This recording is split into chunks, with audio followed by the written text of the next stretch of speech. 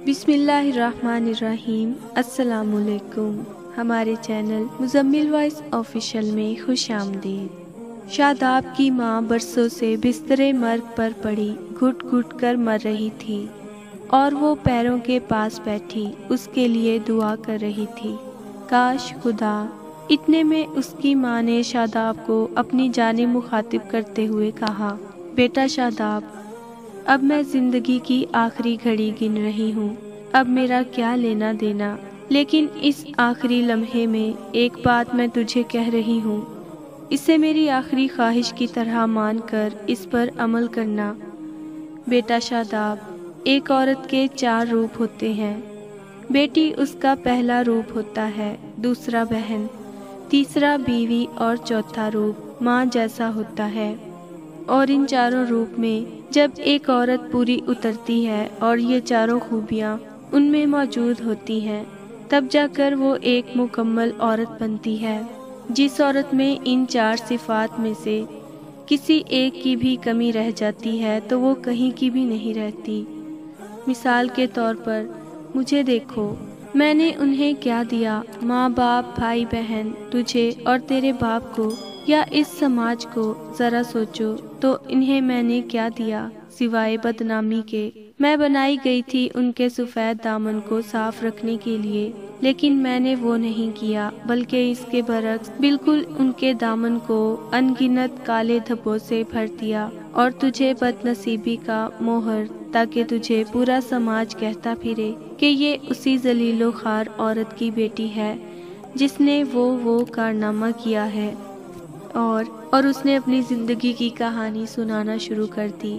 ہاں بیٹی، اس کہانی کی شروعات اس وقت ہوئی تھی جب تو پیدا بھی نہیں ہوئی تھی، اور میری شادی ہوئے چند ماہ ہی گزرے تھے۔ شادی کے بعد چند ماہ تک ہماری زندگی خوب ہنسی خوشی گزری، لیکن یکایک میری قسمت نے پلٹا کھایا اور میرے علم و عقل کا غرور و تکبر میرے دماغ پر سوار ہو گیا۔ اس وقت میرے والدین نے بھی میرا بھرپور ساتھ دیا تھا، جس کے سبب دھیرے دھیرے میرا دل تیرے باپ اور ان کے گھر والوں سے اچاٹ ہوتا چلا گیا اور میں ان لوگوں سے نفرت کرنے لگی۔ اس دوران میں بے دھڑک بغیر کسی اجازت کے اپنے میکے آنے جانے لگی۔ پھر ایک وقت وہ آیا جب میں مستقل طور پر اپنے میکے میں رہنے کے لیے آ گئی اور کچھ دنوں کے بعد ایک پرائیویٹ نوکری کرنے لگی۔ اس درمیان تیرے باپ اور ان کے گھر والوں نے مجھے لاکھ سمجھایا کہ میں میکے کو چھوڑ کر سسرال میں رہوں، لیکن میں نے ایک نہ سنی۔ کاش میں ایسی بھول نہ کرتی۔ بیٹی، ایسی بھول کبھی مت کرنا۔ ہاں، کبھی بھی ایسی بھول مت کرنا۔ باپ کے گھر سے جب سسرال کی ڈولی پر چڑھنا تو سوچنا بھی مت کہ تیرے باپ کا کوئی گھر تھا۔ باپ کا گھر عورت کے لیے ایک اسٹیشن ہوتا ہے، منزل نہیں۔ منزل تو شوہر کا گھر ہوتا ہے۔ یہ دنیا ہے نا، دنیا اور سماج 1-2 دن کے لیے کسی زخم پر مرہم لگا سکتی ہے، لیکن ہمیشہ کے لیے پٹی نہیں باندھ سکتی ہے، سوائے شوہر کے۔ دنیا میں جس کا شوہر نہیں، اس عورت کا کوئی وجود نہیں۔ مجھے دیکھو، مجھ سے سبق لو، اس کی سنتی چلو، اس بد نصیب عورت کا آگے کیا کیا ہوتا ہے۔ ہاں، تو اس دن کے بعد سے آج تک میں سسرال نہیں گئی۔ اس بیچ تیرا باپ مجھے سمجھانے کے لیے کئی بار آیا، لیکن میں نے ایک نہ سنی، بلکہ اسے ہر بار دھتکارتی رہی۔ وہ شخص نوکری کرتا تھا اور آج بھی نوکری کرتا ہے۔ جب بھی وہ ہفتہ مہینہ میں گھر آتا تو مجھے سمجھانے، منانے اور اپنے گھر لے جانے کے لیے ضرور آ جاتا تھا، لیکن تھک ہار کر ایک دن وہ ایسا گیا کہ پھر دوبارہ اس نے اس دروازے کا منہ نہ دیکھا۔ وہ شخص شریف تھا، مولوی جیسا آدمی، بلاک میں کام کرنے والا۔ اس کے گھر والے بھی بہت شریف تھے، تبھی تو وہ مجھے اجتماع میں بیاہ کر اپنے گھر لے گئے تھے۔ ان کے گھر والے بھی لالچی نہیں تھے، بس ایک شخص تھا بدمعاش، لالچی، سازشی، اور وہ اس کی روٹی کھاتا تھا۔ تیرے باپ کا چچا، اس کی آنکھ بلی جیسی تھی اور چیچک کا داغ اس کے چہرے کو خوفناک بنانے میں کافی مددگار تھا۔ ہاں، تو میں اسی شخص کی سازش کا شکار ہو گئی۔ اس نے اسی سازش میں وہ کارنامہ انجام دیا کہ میں خوابوں میں بھی نہیں سوچ سکتی تھی۔ جب میں یہاں رہنے لگی تو اس کے چند ہی دنوں کے بعد تیری دادی کی طبیعت خراب ہو گئی اور سبھی لوگ ان کے علاج میں لگ گئے، لیکن میں انہیں ایک بار بھی دیکھنے نہیں گئی۔ ان کی حالت ایسی خراب ہوئی کہ لاکھ علاج کے باوجود وہ دوبارہ صحت یاب نہ ہوئی۔ وہ لوگ انہیں کہاں کہاں نہ لے گئے مگر وہ لوٹ کر گھر نہیں آئی۔ دہلی کی مٹی انہیں اپنے دامن میں سمیٹ لے گئی اور تیرے باپ اور ان کے گھر والے خالی ہاتھ گھر لوٹ آئے۔ چند لوگوں کے علاوہ کسی نے ان کا منہ تک نہیں دیکھا۔ اس کی خبر ملتے ہی اس شخص نے میرے گھر فون کر کے ان کی موت کے بارے میں بتایا، ساتھ ہی مجھے اور میرے گھر والوں کو سسرال جانے کے لیے منع کرتے ہوئے کہا کہ ایسا نہ ہو کہ ہم لوگوں کے جانے کی وجہ سے معاملہ خراب ہو جائے۔ ہم لوگوں نے بھی یہی سمجھا کہ ہو سکتا ہے کوئی ایسی بات ہو گئی ہو۔ اب جا کر محسوس ہوا کہ ہم لوگوں نے اس وقت بڑی غلطی کی تھی۔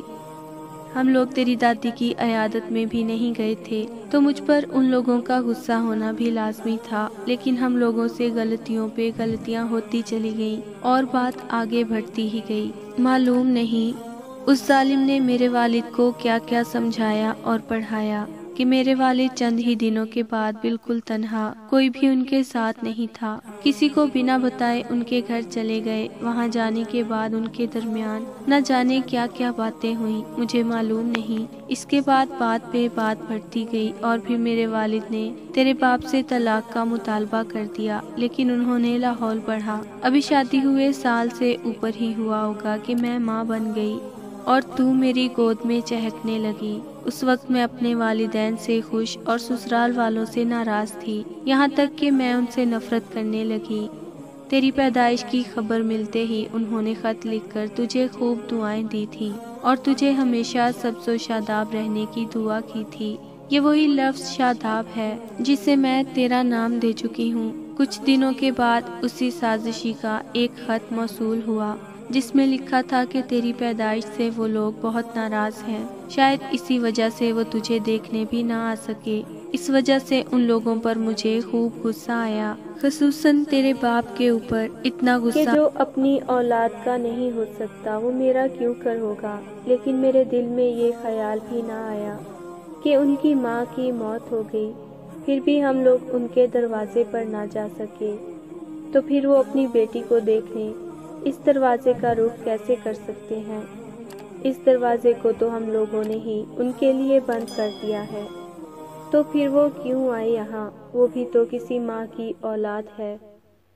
دیکھو بیٹی، اس علیحدگی میں تیرے باپ کا کوئی قصور نہیں تھا۔ میں ان سے نفرت کرتی تھی، لیکن وہ ہم لوگوں کے لیے تڑپتے رہے اور میں انہیں ہمیشہ تڑپاتی رہی۔ وہ کئی بار تجھے دیکھنے آئے، لیکن میں تم دونوں کے درمیان رکاوٹ کی دیوار بنی رہی۔ جانتی ہو وہ گڑیا جسے تو ہمیشہ ڈھونڈتی پھرتی ہو، یہ اس بد نصیب شخص کی ایک نشانی ہے۔ اس دن وہ ڈھیر سارے کھلونے لے کر آئے تھے اور نکڑ والے ماما کے ذریعے انہوں نے تیرے لیے بھیجا تھا اور تجھے دیکھنے کی خواہش کا اظہار کیا تھا۔ اس وقت وہ نکڑ پر تیرا انتظار کر رہے تھے۔ میں وہاں جا پہنچی اور سارے کھلونوں کو ان کے منہ پر دے مارا اور انہیں اپنے پیروں سے رون دیا، لیکن وہ چپ چاپ اسے دیکھتے رہے، ایک بات بھی نہیں بولے، چپ چاپ سب کچھ سنتے رہے اور میرے سامنے ہی وہاں سے وہ اٹھ کر چلے گئے، پھر دوبارہ ادھر کا رخ نہ کیا۔ کاش میں ان کی اس خاموشی کو سمجھنے کی کوشش کرتی تو ایسا کبھی نہ ہوتا۔ اور پھر وہ منحوس کھڑی آ گئی جب میں ان لوگوں کے خلاف جہیز کے مطالبے کے الزام میں کورٹ چلی گئی، جس کے سبب ہم دونوں کے درمیان کبھی نہ ختم ہونے والی جنگ چھڑ گئی اور تو اس درمیان پستی رہی۔ اس کے بعد ایک دن ان کا ایک خط موصول ہوا جس میں لکھا تھا کہ تم میرے پاس لوٹ آؤ، اپنی خاطر نہیں، میری اور سماج کی خاطر نہیں تو کم از کم اپنی بیٹی شاداب اور اس کی زندگی کی خاطر۔ تم اب بھی لوٹ سکتی ہو، ابھی کچھ نہیں بگڑا ہے۔ اس کے بعد کیا ہو سکتا ہے میں کہہ نہیں سکتا۔ تم لوٹ آؤ، نہیں تو تمہیں بہت پچھتانا ہوگا اور اس دن کوئی بھی کام نہیں آئے گا، یہاں تک کہ تیرے ہم سفر بھی نہیں۔ پھر انہوں نے دوسری شادی کر لی اور ان کی قسمت جاگ گئی، وہ کیس جیت گئے، لیکن مجھے وہ جیتنے میں ناکام ثابت ہوئے۔ میری نوکری بھی ختم ہو گئی۔ اس کے بعد میرا باپ مجھ سے بجھا بجھا رہنے لگا भाइयों ने मेरा साथ छोड़ दिया और हर कोई मुझे ही कोसने लगा और बुरा कहने लगा। उस वक्त मैं बिल्कुल अपाहिज, बेसहारा और बेबस की जिंदगी गुजारने पर मजबूर हो गई। एक दिन तेरे नाम से मनी ऑर्डर आया, मैंने उसे कबूल कर लिया, लेकिन उसमें किसी अजनबी का नाम लिखा था। मुझे वो बात समझ में ना आ सकी और फिर हर माह पाबंदी के साथ मनी ऑर्डर आता रहा और मैं उसे कबूल करती रही और उसे तेरी तालीम और तरबियत और परवरिश में खर्च करती रही।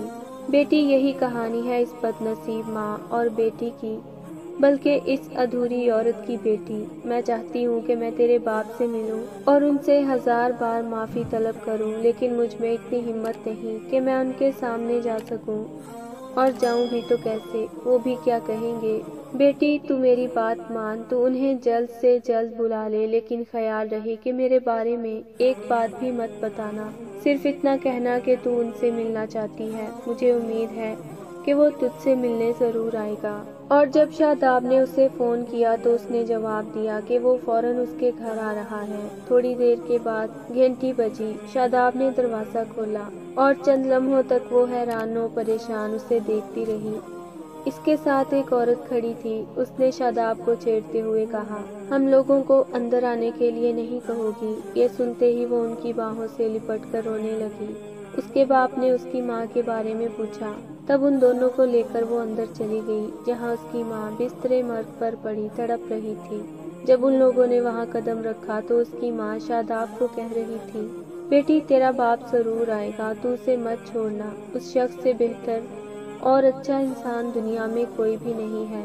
बेटी, अब मैं हमेशा के लिए जा रही हूँ। तू अपने बाप के पास चली जाना, उसके अलावा दुनिया में तेरा कोई नहीं है। वहाँ तुझे माँ भी मिल जाएगी, उससे खूब प्यार करना।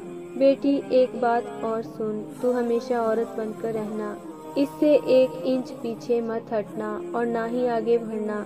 यही तेरा जेवर है, नहीं तो मेरी तरह तुझे भी हमेशा पछताना होगा। और उसकी गर्दन लुढ़क गई। उस वक्त उसकी माँ की गर्दन शादाब के बाप के हाथों में और शादाब उस नए चेहरे वाली माँ के सीने से लिपट कर रोए जा रही थी। देखो, तेरी माँ मेरी गोद में कितनी आराम की नींद सो रही है, पगली कहीं की। ये कहकर उसने शादाब को चुप करने की कोशिश की। फिर आह भरते हुए एक मर्दाना आवाज फिजा में गूंज उठी। काश इससे पहले होश आता कि जो